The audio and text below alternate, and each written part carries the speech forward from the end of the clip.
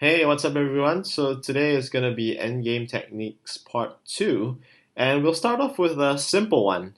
So the first one is about solidifying corners.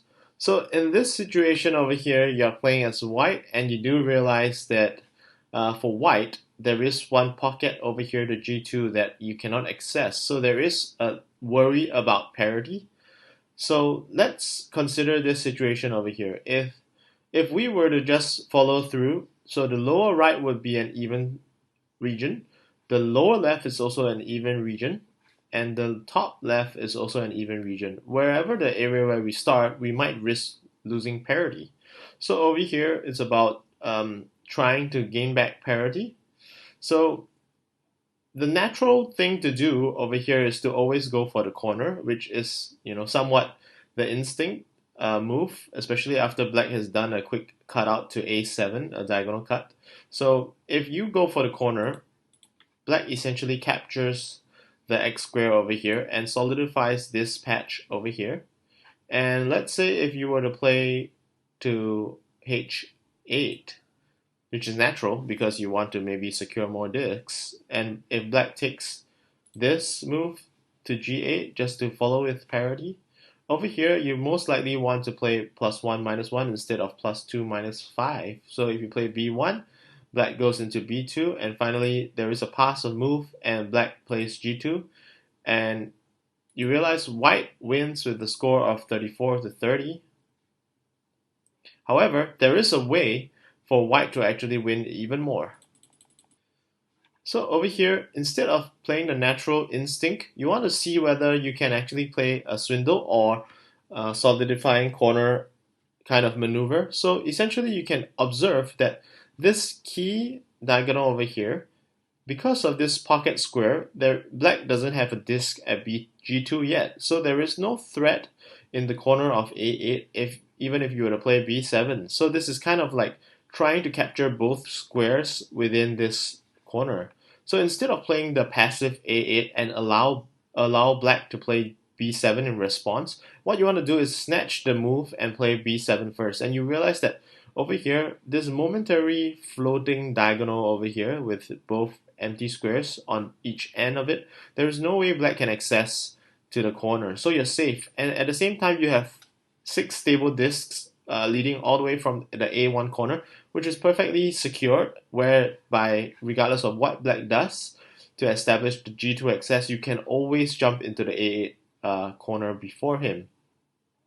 So naturally, once you play this, if black were to play G2 and try to chase for the access, you can then secure the corner by playing A8, and black would essentially be reduced to only one option, B2, and white can play B1, and followed by H8, and finally black plays G8, and white wins by a margin of 45-19.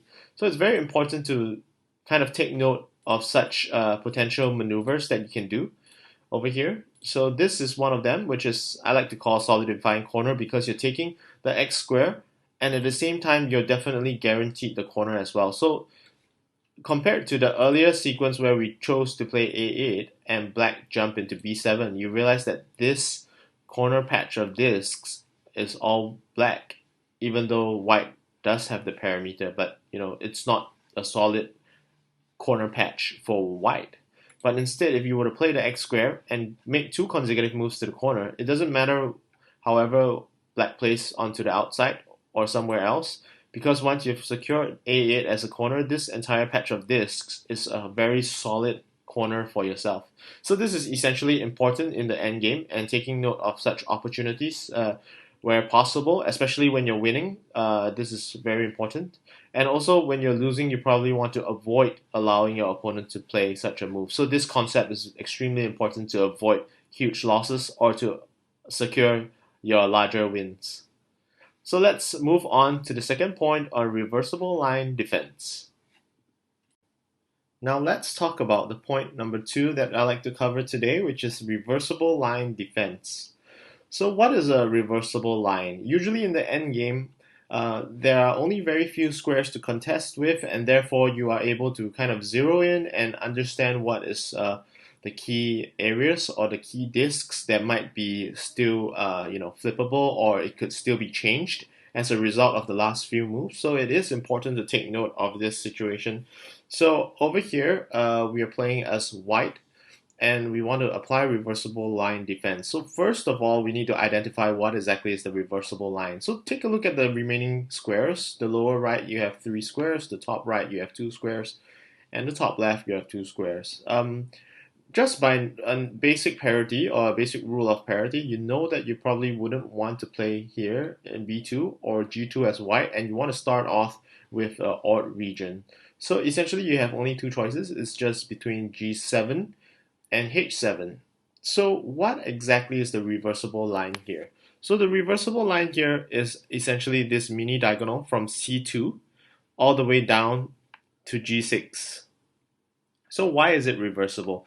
If we were to choose to do maybe like a diagonal control, and if we were to play H7, what naturally follows is H7, white takes H7, black defends with the corner, take H8, and you jump in for parity, the G7, and then essentially this line from C2 to G6, which is our reversible line here, after that sequence, white, black, white, black finally takes B1 even without parity. Black is reversing this key line in the endgame, which is quite substantial if you consider 5 discs as a key line, because 1, 2, 3, 4, 5 discs that are flipped over and removed on your front and given to your opponent's color, that could actually mean a difference of a score of 10. So that is very crucial to take note of.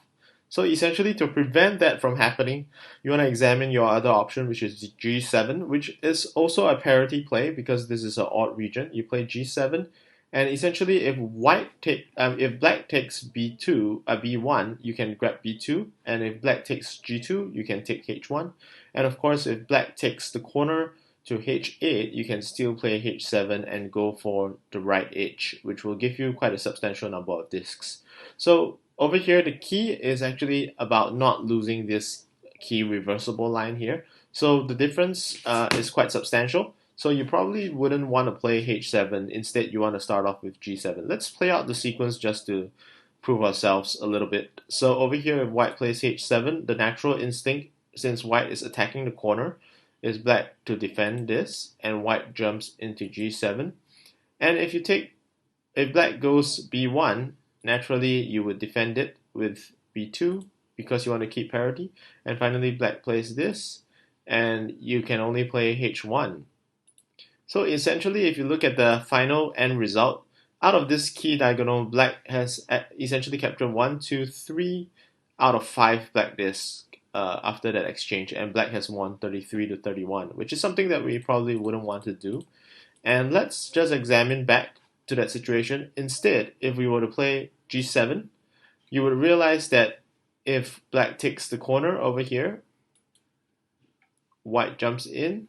No, sorry. Actually, it's probably more likely that black grabs B1 first because black wants to keep B2 as white first before making a full sweep down. So once black does that to H8, white is able to jump into H7 to confirm parity. And finally, when black plays G2, white would take H1 and grab the remaining last chunk of discs. So white wins 34 to 30 in this situation. And out of these this 5 main reversible line discs, 1, 2, 3, 4, 5. 1, 2, 3 are white discs. So essentially that's the key difference. So if we played out the other sequence, if black would jump into this corner, white, black, white, black, white, white would essentially win even more. So that's essentially reversible line defense. So it's important to kind of understand the key difference in the endgame between two of such moves. Whether you want to momentarily flip more discs or you want to consider the final outcome where this is a reversible line, and if you give that edge back where you have no access to block it, there is a chance that black flips back this key line in the endgame. So with that, let's move on to reversible line offense. So let's now talk about the third topic today, which is reversible line offense. We spoke about defense earlier, but let's take a look at this situation. We're playing as black, and we have a diagonal control over here, and we have this pocket over here. Currently, white does not have access to the corner, which is naturally where white would probably want to play. And it's quite natural that white may want to play something like maybe b8 potentially to try to obtain that access. So over here, when white plays b8, they try to capture b7 in order to access the corner.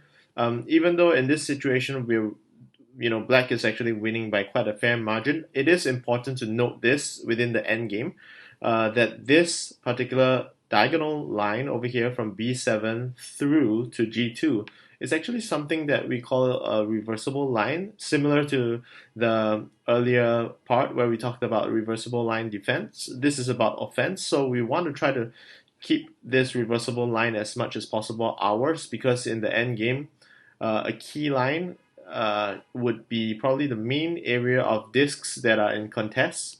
So right now, after white has established b7, you might be, as black, you might be afraid that, okay, oh no, white is going to access h1. But in actual fact, that once white plays h1 in the future, you can actually play h2, recapture g2, and after you capture g2 back, you can then play to a8 and recapture this key line. So even though it's you might end up losing the right edge, but that is something that is somewhat unavoidable. So in actual fact, the main thing that is actually reversible, or the reversible line, would be this main diagonal that is important to ultimately preserve within the end game, and that would probably give you 6 more discs and 6 fewer for your opponent, and that could potentially contribute to a score difference of 12. So this is extremely important. So in order to ensure that you keep this line, you should actually let or allow white to actually capture h1. So instead, we choose to consider a move like a5 here. And if we play a5, usually the potential problem is parity, because this is an even region, 4 square. But if we play it here and white responds to a6, it's perfectly fine, because this entire row, row 7, is actually white discs, so there is no danger of poison, so it's actually a swindle. So in this situation, it's perfectly fine to play a5, and white would not be playing a6 to give you the a7 swindle. Instead, white would naturally want to play maybe h1, and once white plays h1, you can then capture the h2 move by recapturing the g2 disc. And let's say if white were to go forward to play h7 to capture that entire right edge, which is unavoidable, it's perfectly fine, and you can then go ahead to just capture the corner over here. And essentially what you've done is actually to feed white the corner to the top, recapture g2, and then take back this key reversible line that is something that you can avoid losing. So this is actually kind of like ensuring that you keep the reversible line. So I call it a reversible line offense. And if you want to avoid losing this reversible line, it's more like a reversible line defense that we talked about earlier on. So after this, the game just follows with natural parity. So if white goes to say a7, black can just grab a6, secure parity, go for the edge, and this would be a very simple win for black. Let's just move back to the back, right from where we started again. Let's say instead of playing a5, we choose to play something like a8. And just because we're afraid of losing this this reversible line momentarily, what happens is white would then jump into a7. Then you realize that white has essentially done quite the opposite of what you would want, essentially, and basically white has done reversible line offense in some sense, but that's because you let him do it.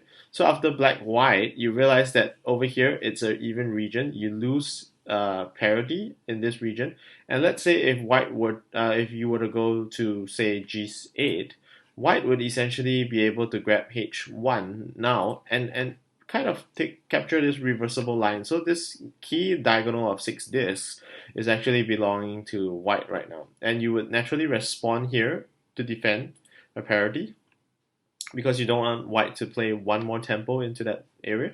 And if white goes to h7, then essentially white captures this right edge. So you can tell in both situations you would lose the right edge either way, which is unavoidable. But the key difference is about capturing the couple of discs in this main diagonal. So right now, if black were to play consecutively, black would choose a5 first, perhaps, or maybe even feed off g7 first. Let's say if black plays a5, white follows with the natural parity, and black goes here, white plays here. You realize the game actually results in a draw. And of course, if black were to choose to play this, feed off the right edge first, which is the natural logical way to do, because after you feed off white, essentially this becomes white and this becomes white as well. So this makes a5 a lot more powerful. So the natural sequence would be this way, a5, and then followed by white capturing this. So even though black can still win, you can realize that black only captures 35 discs at this point, but if he were to take note of the reversible line of fence and instead choose to bypass that and allow white to grab the corner first, what actually happens over here is that white would actually lose by a much larger margin and black would be able to capture more discs. So that's the key difference when we talk about the reversible line, this center line. So the sequence does matter, and of course, towards the end game, it's more important to ensure that you're able to capture the key contestable lines or contestable discs. So with that, I close off this session and thank you very much for joining me. I'll see you in the next episode. Goodbye.